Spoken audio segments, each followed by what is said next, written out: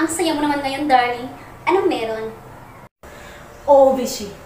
Dahil importanteng araw ngayon.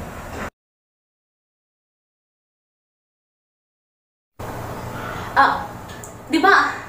Araw ng sinulog ngayon doon sa kabilang baryo. Hindi ko na makalimutan.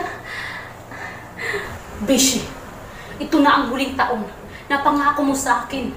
Natatanggalin mo yung sumpa na pinagkasunduan mo ni Charlotte. Ibalik mo na ako sa dati kong anyo para makabalik na ako sa Encantawa. Neptal, please lang, kalimutan mo na ang dati mong pagkatao.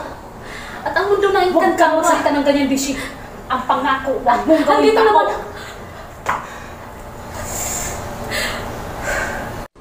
Neptal, naging masaya naman tayo, di ba? Huwag kang magsalita ng ganyan. Ulit-ulit na lang. Para kang Anne Rice. Wala tayo sa mga insal. Kilala mo ako. Gagawin ko ang lahat kahit paulit-ulit. Alang-alang lang mo sa pag-ibig. Tek na pag-ibig na yan.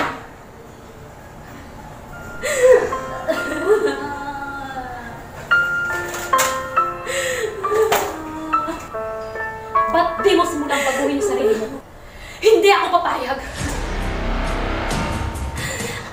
Wala nang makapapipigil sa akin. Lahat ng mga pinaghirapan ko, hindi na ako mapapipigilan. Wala. Wala na wala.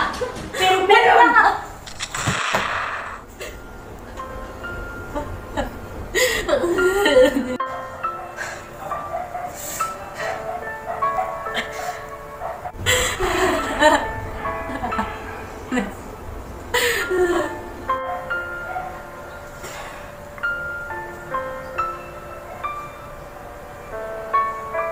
Bishi, simula ngayon, ako na ang gagawa ng paraan paano makabalik sa Encantawa. Huwag mo akong iiwan. Huwag mo akong iiwan. Hindi ko kaya.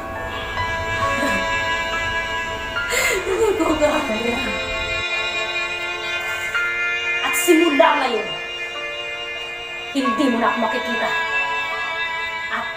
Ayaw na kita makita.